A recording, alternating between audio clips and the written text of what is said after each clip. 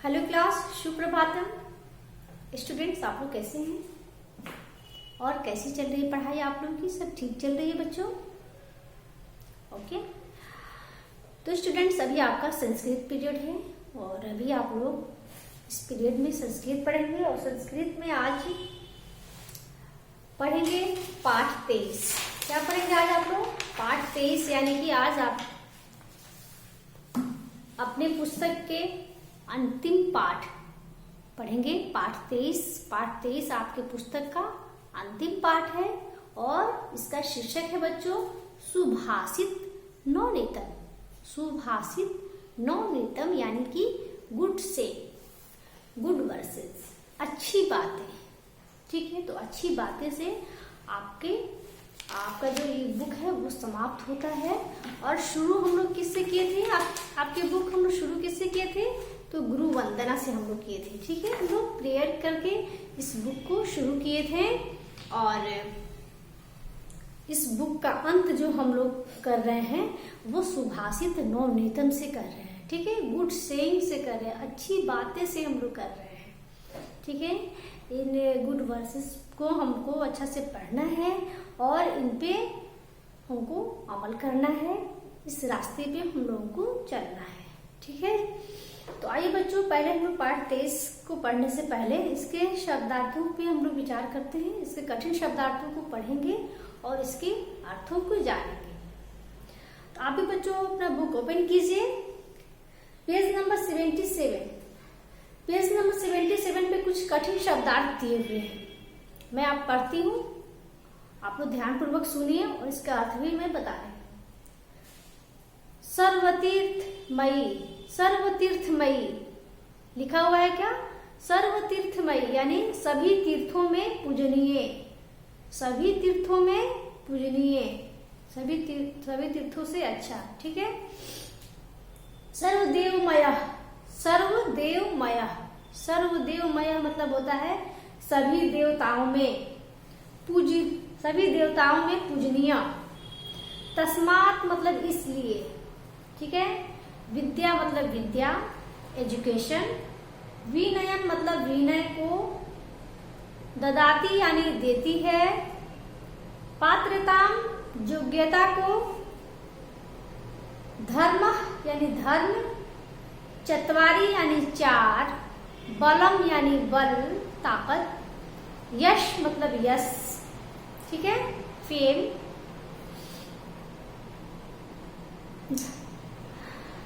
आयु मतलब उम्र, नित्यम यानी प्रतिदिन, सर्वे यानी सभी, सविता, सविता यानी सूर्य,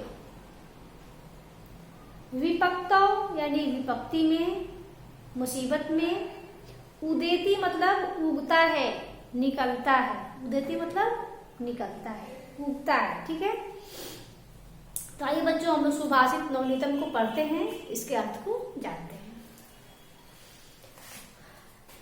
प्रिय वाक्य प्रदानेन सर्वे तुष्यन्ति जन्तवः, तस्मात् तदेव वक्तव्यम वचने का दरिद्रता। प्रिय वाक्य प्रदानेन सर्वे तुष्यन्ति जन्तवः, तस्मात् तदेव वक्तव्यम वचने का दरिद्रता। इसका अर्थ है प्रिय वचन बोलने से सभी प्राणी संतुष्ट होते हैं। प्रिय वचन सभी को अच्छा लगता है। ठीक है, सभी प्राणी को मीठे बोल अच्छे लगते हैं, इसलिए वैसे प्रिय वचन ही बोलना चाहिए। ठीक है, इसलिए हमें हमेशा प्रिय वचन ही बोलना चाहिए। हमें हमेशा अच्छा से बात करना चाहिए, किसी से भी मीठे बोल बोलना चाहिए। कड़वाहट भरी बोली में हमको किसी से भी बोलना नहीं चाहिए, किसी से भी बात नहीं करना चाहिए। कड़वी बोली सबको खराब लगती है। ठीक है, सभी प्राणी को कड़वी बोली खराब लगती है, इसलिए हमें हमेशा प्रिय वचन बोलना चाहिए। ठीक है, बोलने में कैसी दरिद्रता है? बोलने में मुंह से मतलब प्रिय वचन बोलने में क्या दरिद्रता है? हम मुंह से प्रिय वचन भी तो बोल सकते हैं, तो फिर हम कड़वी बातें क्यों बोलते हैं किसी से? जो हम कड़वी बातें किसी से बोलते हैं उसकी जगह अगर हम मीठे वचन में प्रिय वचन में हम किसी से बात करते हैं तो इसमें क्या दरिद्रता है, इसमें क्या लगता है, ठीक है। इसका अर्थ हुआ, तो इसलिए बच्चों जो पहला सूक्ति है तो उससे आपको ये सीखने को मिलता है कि हमें हमेशा सभी प्राणियों से प्रिय वचन बोलना चाहिए, कड़वी बोली हमें किसी से नहीं बोलना चाहिए, ठीक है। दूसरा सूक्ति है, सर्वतीर्थमयी माता सर्वदेवमय पिता मातरम पितरम तस्मात् सर्वयतेन पूजियेत, ठीक है। सर्वतीर्थमयी माता सर्वदेवमय पिता, यानी सर्व तीर्थों में माता और सभी देवताओं में पिता पूजनीय हैं। सभी तीर्थों में माता, जितने भी तीर्थ स्थान है उसमें माता, और जितने भी हमारे देवता हैं उनमें हमारे पिता पूजनीय हैं, ठीक है।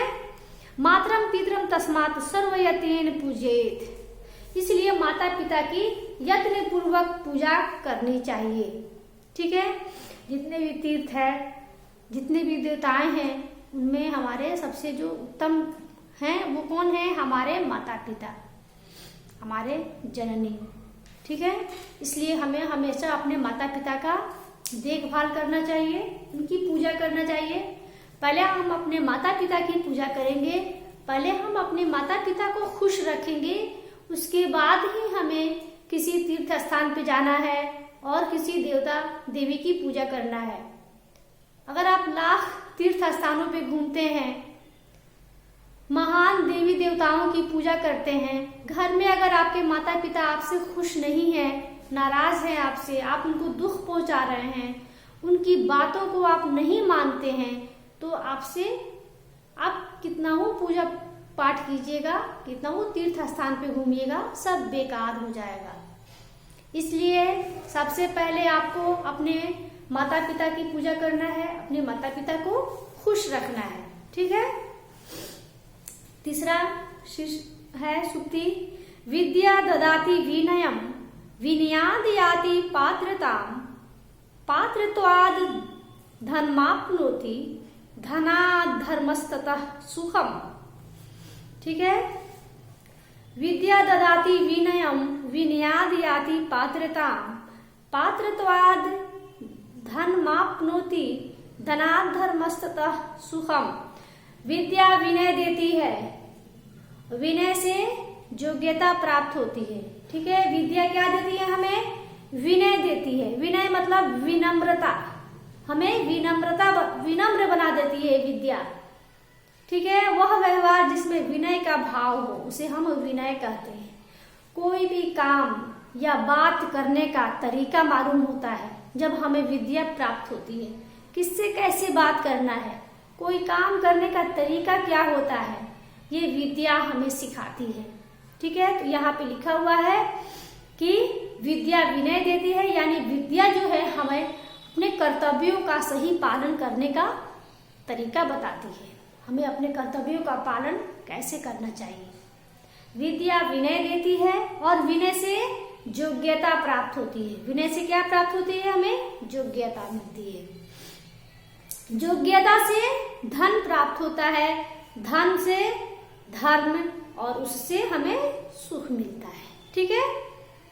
जो विद्या हमें किसी काबिल बना देती है, जब हम काबिल हो जाते हैं, तो जब हम कुछ पढ़ लिख कर बन जाते हैं तो हमें धन प्राप्त होता है, और धन से हम धर्म, और धर्म से हमें सुख मिलता है, ठीक है। चौथा सूक्ति है, अभिवादनशीलस्य नित्य विरुद्ध वृद्धोपसेविन चत्वारि तस्य वर्धन्ते आयुः विद्या यशो बलम्।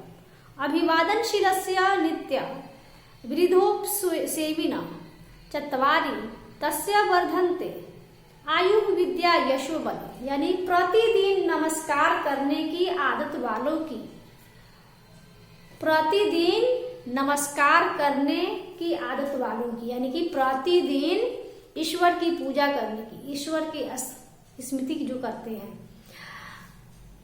जो प्रतिदिन नमस्कार करते हैं और वृद्धों की सेवा करते हैं, यानी कि जो लोग बूढ़ों की सेवा करते हैं उनकी आयु, विद्या, यश, बल, ये चारों चीजें बढ़ती हैं। जो लोग प्रतिदिन ईश्वर की पूजा करते हैं, ईश्वर को नमस्कार करते हैं, ईश्वर की स्तुति करते हैं, उनको याद करते हैं प्रतिदिन, और जो लोग वृद्धों की सेवा करते हैं, बूढ़े जो घर में हमारे दादा दादी हैं या जो भी हमारे बूढ़े घर में हैं, उनकी सेवा जो लोग करते हैं तो उनकी क्या कौन सी 4 चीजें बढ़ती हैं? आयु यानी उम्र बढ़ती है, उम्र लंबी होती है प्रतिदिन पूजा करने से और बूढ़ों की सेवा करने से। विद्या, ठीक है, विद्या भी बढ़ती है। यश यानी इज्जत, बल यानी ताकत, ये चारों चीजें बढ़ती हैं क्या करने से? प्रतिदिन नमस्कार करने से और वृद्धों की सेवा करने से। इसलिए हमें प्रतिदिन ईश्वर को नमस्कार करना चाहिए, उनको याद करना चाहिए, और हमारे घर में जो भी बूढ़े बुजुर्ग व्यक्ति हैं उनकी पूजा करनी चाहिए, उनकी सेवा करनी चाहिए। ये ना कि उनके साथ हमें गलत व्यवहार नहीं करना चाहिए। इस तरह से अगर हम करेंगे तो हमारी आयु, विद्या, यश, बल, ये चारों चीजों में वृद्धि होगी। ठीक है, आगे का सूक्ति है, लास्ट सूक्ति है आपके पुस्तक का अंतिम पाठ का अंतिम सूक्ति। उदेति सविता ताम्रः एवास्तमेति च संपत्तौ च विपत्तौ च महता मेहरूपता। उदेति सविता ताम्रः एवास्तमेति च संपत्तौ च विपत्तौ च महता मेहरूपता। इसका अर्थ हुआ, सूर्य उदती होने पर लाल होता है। जब सूर्य उगता है तो किस कलर का होता है? लाल होता है। और जब अस्त होता है यानी कि जब डूबता है तो भी लाल होता है। जब सूर्य निकलता है तब भी उसका रंग लाल होता है निकलने के समय, और डूबने के भी समय सूर्य का रंग लाल हो जाता है। यानी कि इसी प्रकार महान पुरुषों का सुख में और विपत्ति में एक ही रूप होता है। महान पुरुषों का सुख और दुख दोनों में एक ही रूप होता है। यानी कि जब सूर्य उगता है तो लाल होता है, जब डूबता है तब भी लाल होता है, उगने के समय में भी लाल, डूबने के भी समय में लाल। इसलिए हमें सुख और दुख दोनों ही स्थितियों में हमें समान रहना चाहिए। ठीक है, ये नहीं कि सुखी हैं तो एकदम कंट्रोल से बाहर हो जाए, और जब दुखी हैं तब भी हम अपने कंट्रोल से बाहर हो जाए, तो ऐसा हमको नहीं करना चाहिए। हमें सुख और दुख दोनों में एक समान रहना चाहिए, दोनों में हमें अच्छा से रहना चाहिए। ये महान पुरुषों का रूप होता है। जो महान पुरुष होते हैं, जो अच्छे व्यक्ति होते हैं, वो दुख में भी रहेंगे तो हमें समझ में नहीं आएगा, और सुख में भी रहेंगे तो हमें समझ में नहीं आएगा। इस तरह से हमें अपना जीवन व्यतीत करना चाहिए। तो बच्चों, ये है आपका पाठ 23 सुभाषित नवनीतम गुड सेइंग। तो 5 सूक्तियां आप लोगों के चैप्टर में दिया हुआ है। 5 सूक्ति को बच्चों आप लोग पढ़िए, इसके अर्थ को जानिए। मैं आपसे कहूंगी कि इन सूक्तियों को आप लोग याद कर लीजिए और इसके बताए हुए इन बातों पे आप लोग अमल कीजिए। इसके बताए हुए रास्तों पे आप लोग भी चलने का प्रयास कीजिए, तो आपका जीवन सफल होगा, आप लोग कामयाब होंगे। ओके स्टूडेंट्स, तो अभी मैं आपका पाठ 23 यही समाप्त करती हूँ। फिर हम लोग नेक्स्ट क्लास में मिलते हैं और इसके अभ्यास कार्य को हम लोग पूरा करेंगे। Okay students, bye.